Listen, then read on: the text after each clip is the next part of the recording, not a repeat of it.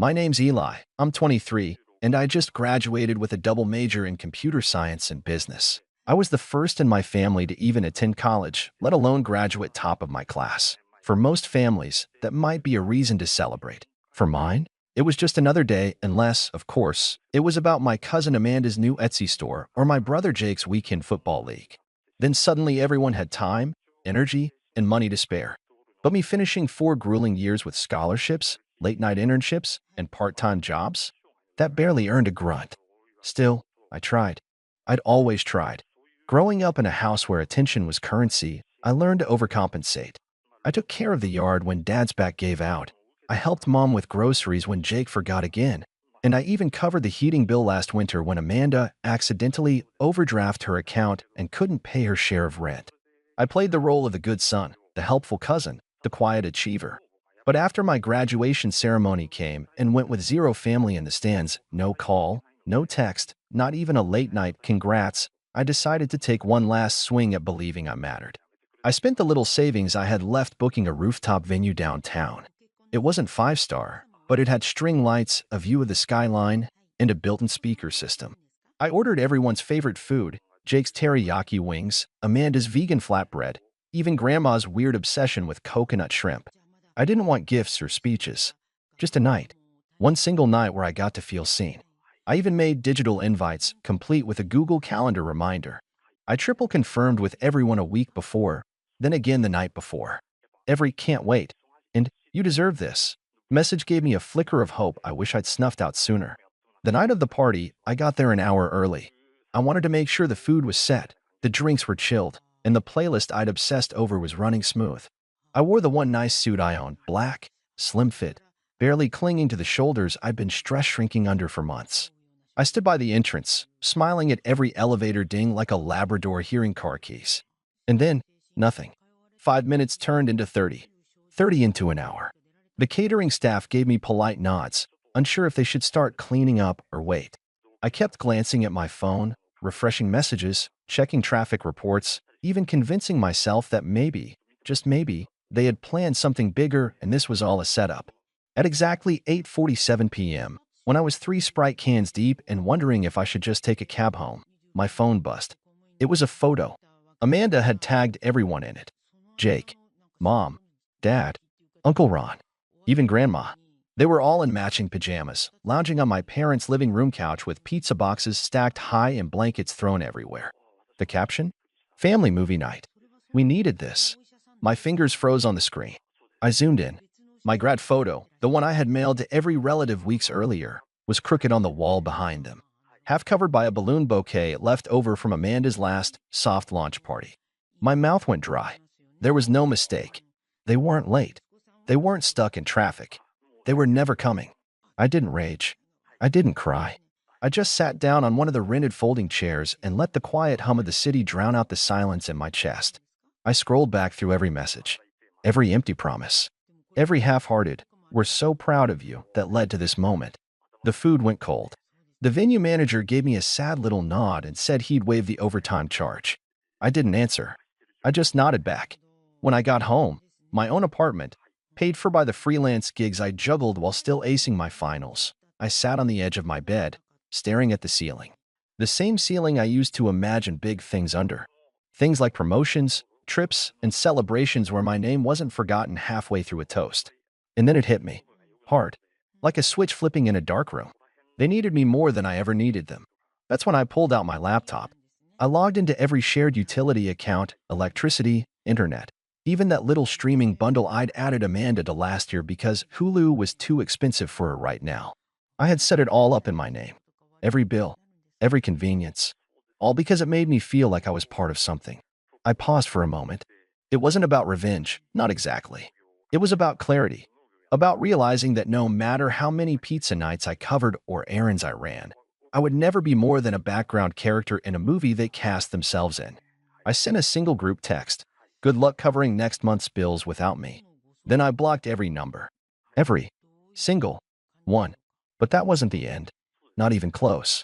Because 3 days later, the silence cracked. And when it did, it came with screams.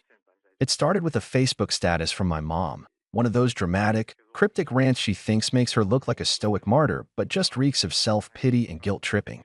Some people forget who was there for them when they had nothing. Just remember, karma's real. No tags, no names. But the comment section blew up within minutes.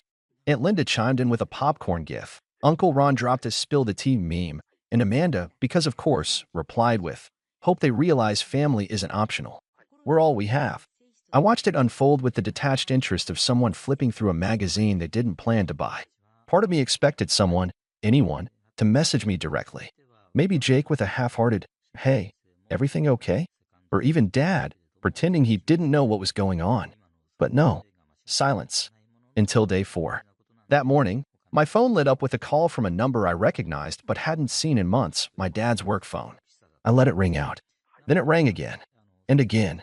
Then my mom's cell. Then Amanda. Then a random text from Jake's girlfriend. "Hey, I think there's some confusion. Did something happen?" I ignored them all. But the one that made me laugh, a bitter, sharp laugh, came at 2:19 p.m. My dad, texting from his usual number now. "Why is the internet shut off?" I'm trying to log into work. No greeting. No, "Hey Eli." No mention of the party, no apology, no even slight acknowledgement of what had been done. Just a complaint. A demand. A reminder that in their eyes, I wasn't a son or brother. I was tech support. I didn't reply. I wanted to. Oh, how I wanted to. I drafted at least 3 different responses, some angry, some sarcastic, one with nothing but a link to a therapist directory, but in the end, I just powered off my phone and went to the gym. That night, I came home to 3 voicemails, all increasingly frantic. Mom's voice, shrill and shaky. "We don't understand what's going on. Your father can't access his payroll account, and the smart TV won't work." Amanda says she can't even get into the group plan. "Did something happen? Can we talk, please?" Still no, "Sorry we ditched your party." Still no, "We should have been there." Just a long list of minor inconveniences that suddenly made me a priority. By the end of the week, I started receiving mail, actual letters, because I had blocked every digital contact method. The first one was from Grandma. A shaky, handwritten note with her flowery cursive that read, "Eli, I don't know what's going on, but everyone's upset. Please call your mother. She's been crying for days." Crying? Now she was crying? Where were the tears when I was sitting alone on that rooftop, staring at uneaten shrimp and untouched cake? Where were they when I sent my graduation photos to the family group chat and got 3 likes and 0 comments? Where were they when I begged them for just one night? Still, Grandma was the only one who didn't actively mistreat me. So I called her, and the conversation made everything so much worse. She answered on the first ring, relief spilling out like steam from a kettle. "Oh, thank heavens, Eli. You had me worried sick." "I'm fine, Grandma." "I know, honey.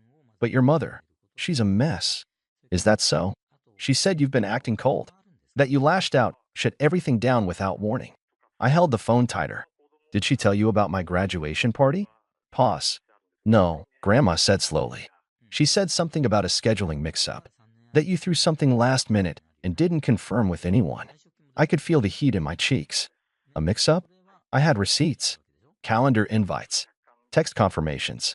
Heck, I even had a voice memo from Amanda saying, "We're all set for Saturday. I can't wait." And now they were telling Grandma I never invited them properly? "Grandma," I said, my voice shaking, "I sent them everything. Weeks in advance. I paid for the venue. The food. I planned it around their schedules." They didn't forget. They just chose not to come. Silence again. Then her voice, softer. "I believe you. But your mother swears." Of course she does. Because if she admits the truth, she'd have to admit she doesn't actually care unless it benefits her. That was when Grandma said something that stuck with me for days after. "You've always been the one trying the hardest, Eli. Maybe it's time you let them try for once." I didn't say much after that. We said our goodbyes. I promised to call her again, and I meant it. But I didn't unblock anyone.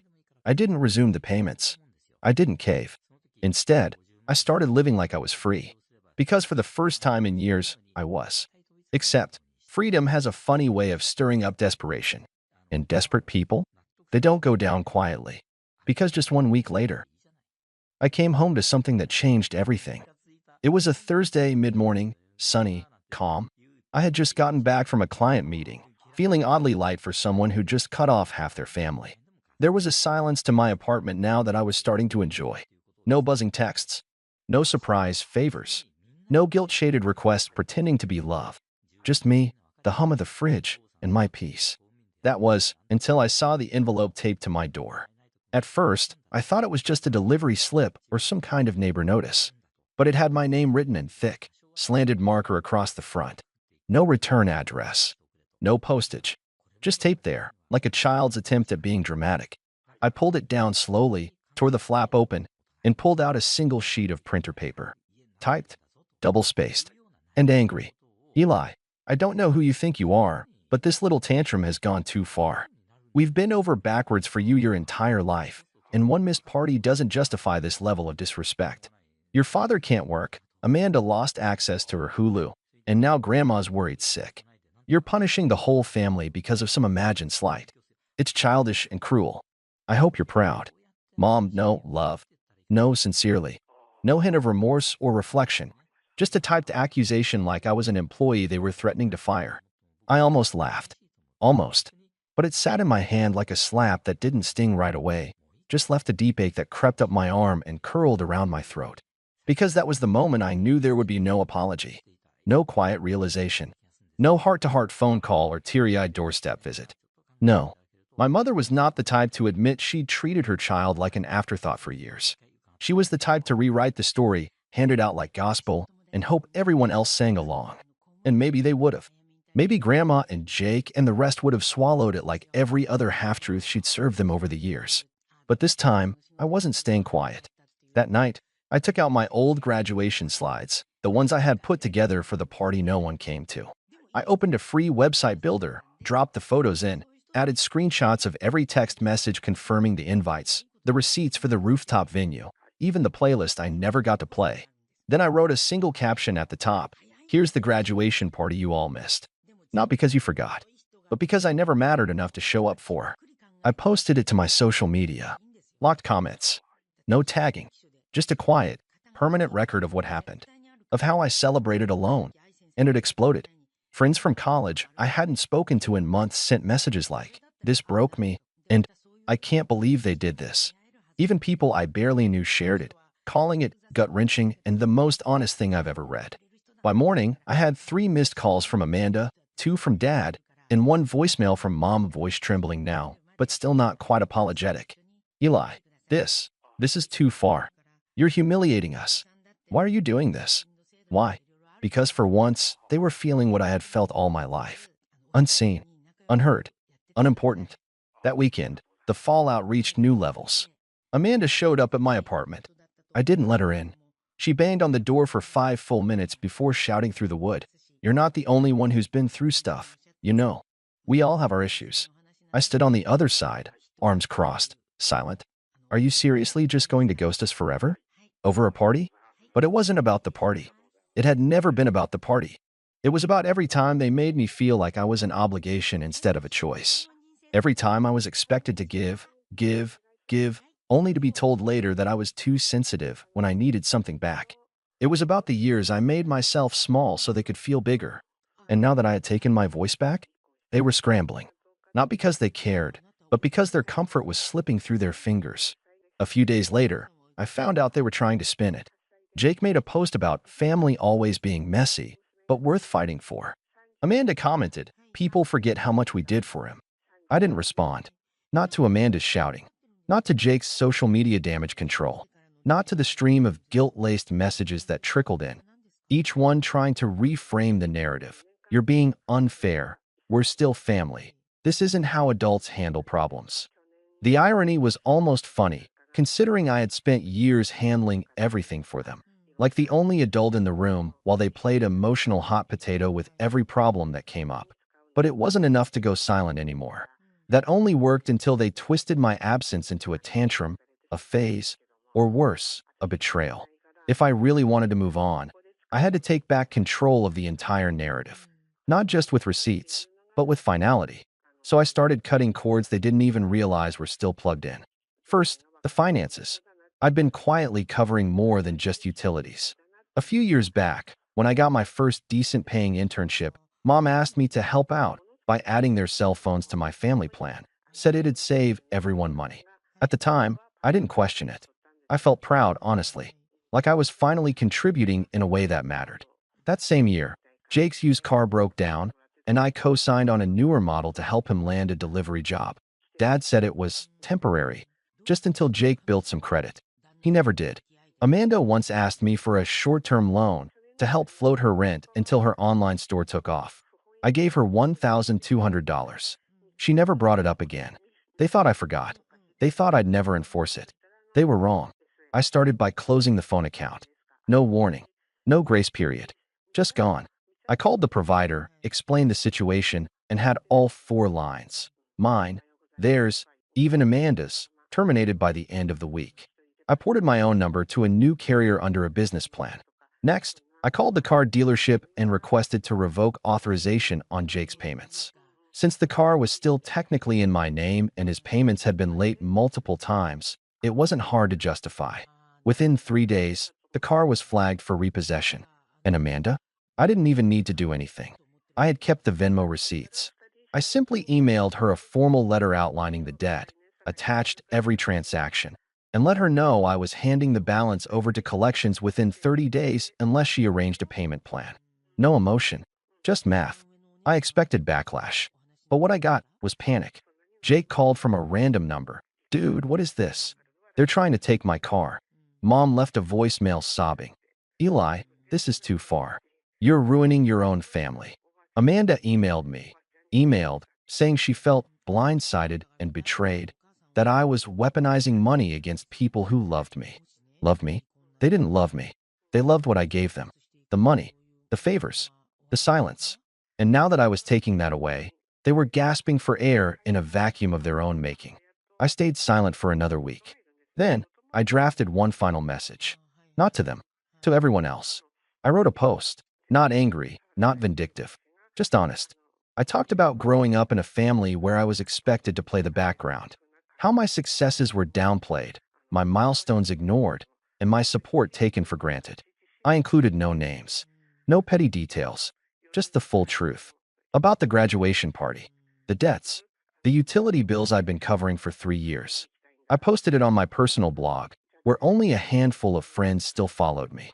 But within days, it was shared, and then shared again. It didn't go viral, exactly, but it found its way into a lot of inboxes and group chats. I started getting messages from people I hadn't spoken to in years. Old teachers, classmates, even neighbors who remembered how devoted I was to my family. Most of them said the same thing. I had no idea. You always seemed like the strong one. That was the point. I had always seemed fine, because I was conditioned to make everyone else comfortable while I starved for validation. But no more. About 2 weeks after the post, Grandma called. I answered. She was quiet at first. Then she said something that took the breath out of my lungs. They've started talking. Really talking. Not at me, to each other. I think your silence did what your presence never could. She told me Mom had been forced to ask for help from her own siblings, most of whom had kept their distance for years. Jake had started working longer hours. Amanda had apparently begun offering flash sales on her store just to keep up with her credit card bills now that her rent was back to full price. It wasn't revenge. It was a reckoning. I didn't revel in their struggle, but I also didn't rush to fix it. For once, I wasn't the cleanup crew. I wasn't the safety net. I was free, and I didn't just sit in that freedom, I built on it. I used the emotional clarity to focus on my career. Launched my own freelance tech consulting firm. Picked up clients who respected deadlines, paid on time, and didn't treat me like an accessory to their own success. I traveled for work, Seattle, Boston, even a stint in Berlin. And every time I saw a rooftop venue or passed a family taking graduation photos, I didn't feel hollow anymore. I felt whole. I still talk to Grandma. She's the only one who never tried to gaslight me into silence. Sometimes she tells me little updates, how Jake's slowly growing up, how Mom's quieter now, how Amanda's finally learning what a budget is. I don't ask for these details, but I don't stop her either. I think she knows I'm not waiting for redemption. I'm just done. One day, maybe, years from now, someone will try to reach out, to apologize. Maybe they'll even mean it. But by then, I won't be waiting. Because healing didn't come from hearing sorry. It came from realizing I never needed it in the first place. My name's Leo, I'm 31, and until recently, I honestly thought I was over the whole family approval thing. I've got a decent job, a quiet apartment, and a solid circle of friends who know I'm not the loudest guy in the room. But I show up, I care, and I remember birthdays. Still, some part of me, maybe that last sliver of the kid I used to be, kept hoping that one day I'd walk into a room and my family would see me. Not as the quiet one or the dependable one, but as someone worth celebrating. My younger brother, Evan, has always been the golden child. Not in the bratty, obnoxious way. He's charming, quick with a joke, and frankly, he's the kind of guy people orbit. My parents adore him. Teachers adored him. His fiancée, Claire, definitely adores him. But the thing is, she never really seemed to like me. From the moment I met her, Claire had this way of making me feel optional, like the extra button on a shirt tag. Not rude, just coldly dismissive in a way that's hard to call out without sounding oversensitive. She'd interrupt me mid-sentence, roll her eyes when I shared a story, or make little comments like, "You're so quiet. Evan, how did you two even grow up together?" I brushed it off. I always brush it off. So when the invitation to their engagement party arrived, sent via group text, by the way, I debated whether to go. But I'm a sucker for family milestones, and I figured maybe it'd be different this time. I even spent an hour picking out a gift, a hand-carved wooden keepsake box engraved with their initials and the date of their engagement. Inside, I tucked a note with a short letter about love and memory and how the box could hold notes to each other, mementos, whatever made them feel anchored over the years. It wasn't expensive, but it was meaningful. It felt like something Evan would appreciate. Or used to.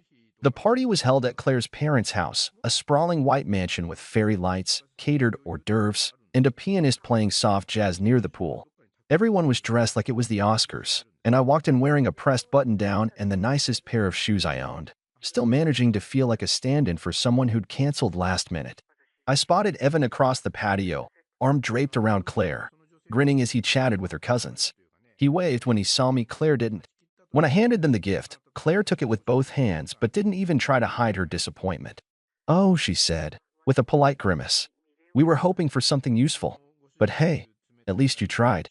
She gave a little laugh, the kind you toss out to soften a jab but make sure it still lands.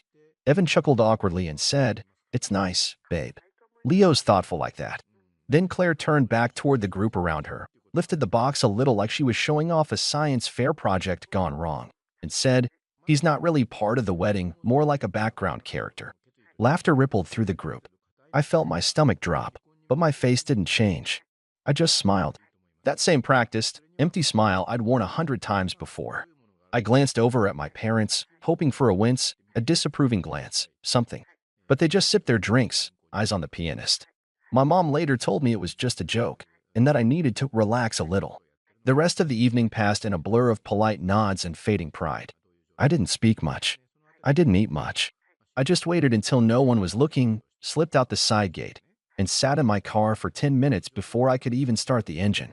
I drove home on autopilot, my hands gripping the wheel tighter than necessary, replaying the moment again and again in my head, her voice, that smirk, the way nobody stood up for me. Something in me cracked. Not in an angry, explosive way. In a quiet, irreversible way. A line had been crossed, and this time, I wasn't going to smile through it. Over the next few days, I kept to myself. I ignored the group chat, muted the engagement party pics, thread, and focused on work. But one morning while scrolling through my phone on autopilot, something caught my eye. An ad for a historic estate venue just outside the city. A massive, ivy-covered manor turned event space. The very same one Claire had been raving about back at the party.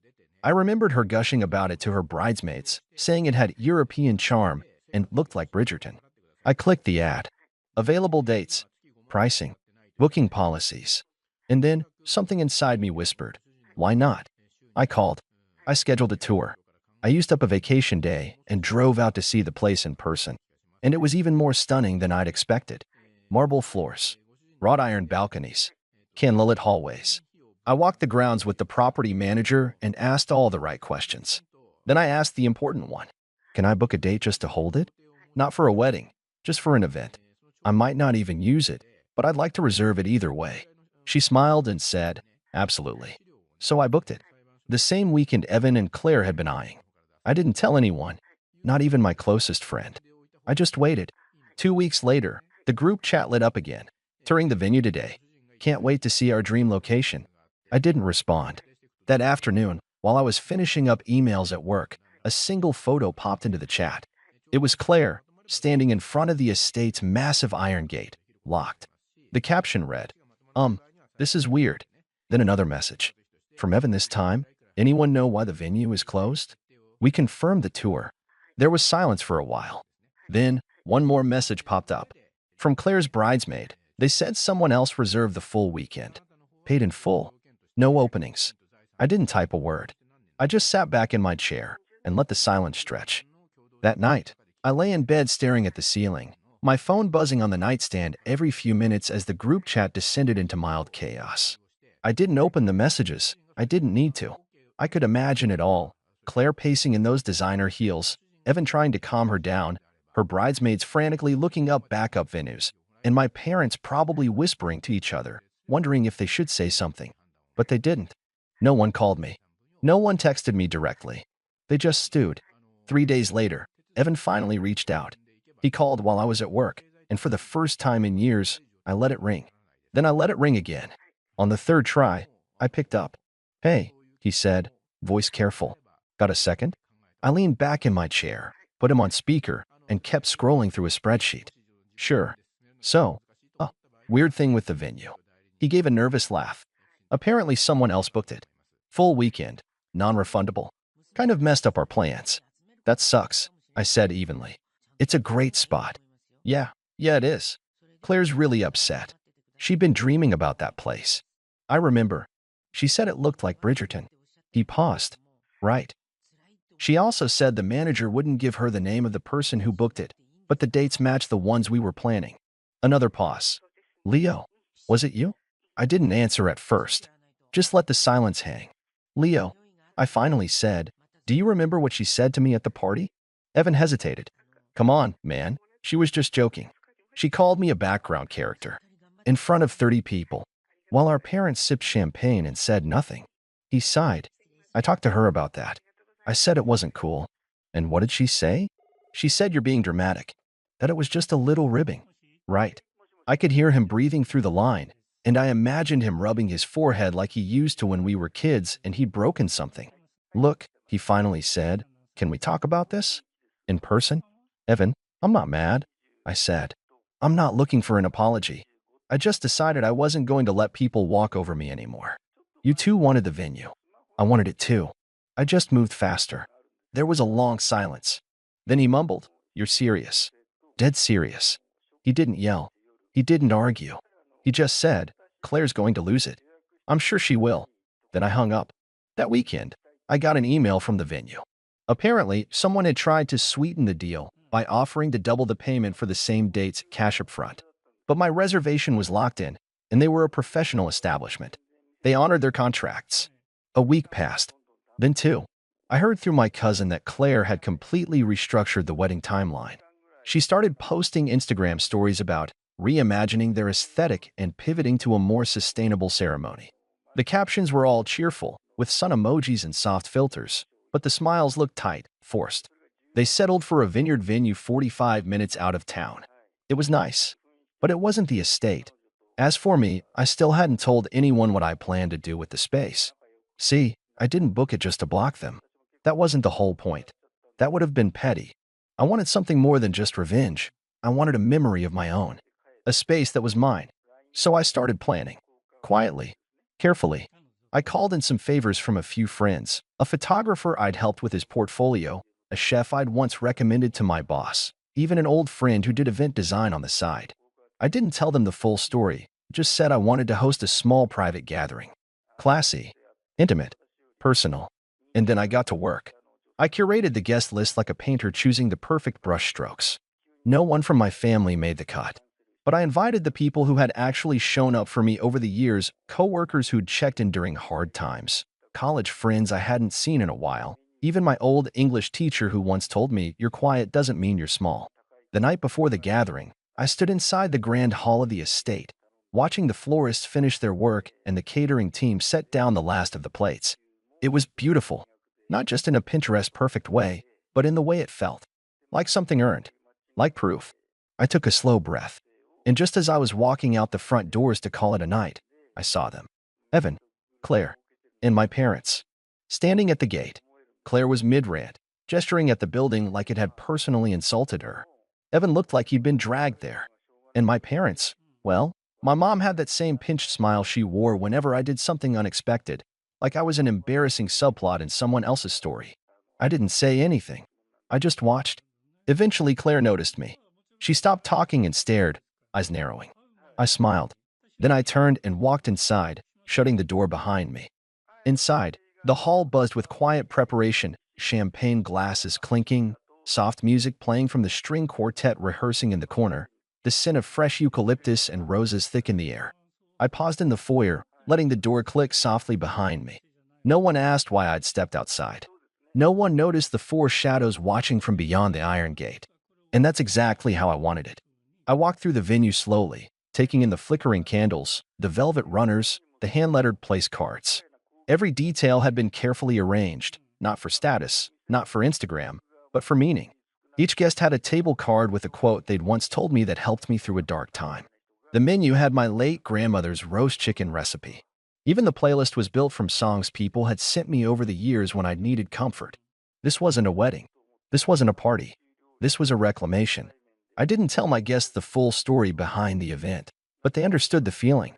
One of them, Maya, a friend from college who'd once lent me her coat in a snowstorm without blinking, pulled me aside near the hors d'oeuvres table. "This is beautiful, Leo," she said, her eyes scanning the candlelit ceiling. "What's the occasion?" I just smiled. "Gratitude." She nodded slowly, taking a sip of her drink. "I don't know what they did to you, but I hope they see this." "Who?" I asked. She gave me a sly look. "Whoever made you think you had to earn your place in the world." I chuckled. "They're trying to see it right now." Maya raised an eyebrow but didn't press. She never did. That's what I loved about her. I slipped away and stepped onto the second-floor balcony.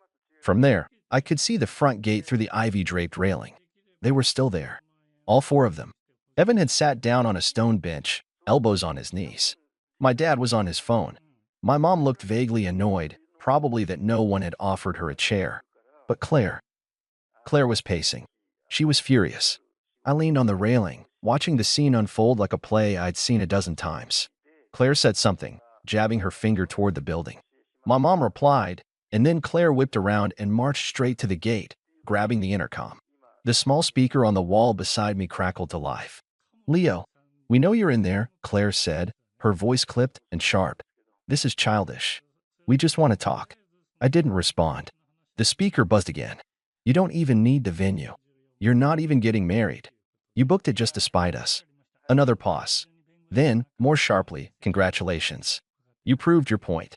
You got your little moment. Now can we act like adults and move on?" I exhaled, slow and steady. From behind me, someone approached, the venue manager, Marielle. She'd been coordinating the whole thing with calm professionalism, and now she stood beside me, her heels silent on the polished floor. "Friends of yours?" she asked, glancing at the gate. Something like that. She didn't ask more. Just said, "They've been out there for almost 40 minutes. Would you like me to ask security to escort them off the property?" I hesitated. It would have been easy to say yes, but I shook my head. "No, let them stay. If they want to watch, let them watch." Marielle nodded. "Understood." As she left, the intercom crackled once more. "Leo," Evan's voice this time. Quieter. Almost pleading. "Can you just come talk to me? Please." I stood still. My knuckles were white against the iron railing. He added, "You don't have to keep punishing everyone." And that was the moment I realized something. They thought this was punishment. They thought everything I'd done, booking the venue, hosting the event, excluding them, was about them. It never was. I walked back into the ballroom, letting the soft music swallow the tension. People were seated now. Plates clinked. Laughter bubbled up from a table near the fireplace. I picked up my glass and stood near the head of the long dining table. No microphone. No speech. Just a quiet toast. "To all of you," I said, raising the glass slightly. "For seeing me when others didn't. For showing up when no one asked. For reminding me that being valued doesn't have to be loud." The room clinked in response, a soft chorus of crystal and kindness. And outside, beyond the gate, my family watched a party they would never be invited to. A celebration they couldn't interrupt. A night that wasn't about them. The night passed like something out of a dream. For the first time in years, I wasn't performing. I wasn't watching my words or shrinking into corners. or reading the room for signals to adjust my presence. I wasn't background. I laughed, real, full-bellied laughter. I danced a little, offbeat and grinning. I caught up with people I hadn't seen since graduation. And with every passing hour, the knot that had been twisted so tightly in my chest for years began to loosen. Somewhere between the chocolate mousse and the second round of wine, I stepped out onto the back terrace alone. The moon was high, hanging like a pearl over the treetops, and the quiet hum of crickets filled the stillness. My thoughts wandered, not bitterly, but curiously. For so long, I'd internalized this idea that if I didn't draw attention, didn't stir the pot, didn't complain, then I'd earn love. I played my part, waited my turn, assumed that grace would be reciprocated. But some people don't work like that. Some people only see value when you demand to be seen. And for once, I had. The celebration wrapped up just after midnight. Guests filtered out slowly, hugging me with warmth that caught me off guard. One older couple, my former boss and her wife, both told me it was one of the most thoughtful evenings they'd attended in years. My friend Jake clapped me on the back and said, "You're finally taking up space, man. About time." As the last guest trickled out, Marielle approached me in the now quiet hall. "Would you like to keep the gate locked for the night?" I nodded. "Yes. One more hour." She smiled softly. "It was a beautiful evening, Leo. Thank you. For everything." I stayed behind to help the staff clean. Not out of obligation, just habit. Folding napkins, wiping surfaces, restoring order. When we were done, the venue was quiet again, lit only by soft amber sconces and the occasional flicker of candlelight that hadn't yet burned out. It was just after 1 a.m. when I walked outside. The air was cooler now, and a light fog had started to settle on the grass. My car was parked near the entrance, but I didn't get in. Instead, I walked slowly to the iron gate. It was empty. They were gone. There were no voicemails, no texts, just silence. And I was okay with that. I slept like a stone that night, deep, dreamless. The next morning, I turned off my phone. No emails, no notifications, just the sound of the coffee maker in my kitchen and sunlight leaking through the blinds. It wasn't until later that afternoon that I finally turned my phone back on. 23 missed messages. None from Evan. 8 from Claire, ranging from furious, "You're disgusting," to condescending, "Hope your little pity party was worth it," to desperate, "Evan is heartbroken. You've made your point. Come to dinner so we can talk." One from my dad. Just a single line. "Call me when you're done with the theatrics." That one made me pause, not because it hurt, but because it didn't. For the first time, it didn't land. It was just a message from a man who had always watched from the sidelines, content to let things happen, never once stepping between me and the slow drip of disrespect. I didn't call him back. 3 weeks passed. I went back to work, back to the gym, back to a life that finally felt like mine. I wasn't angry. I wasn't plotting. I was just done. Then, a letter arrived. Not a text. Not an email. A real letter. In Claire's handwriting.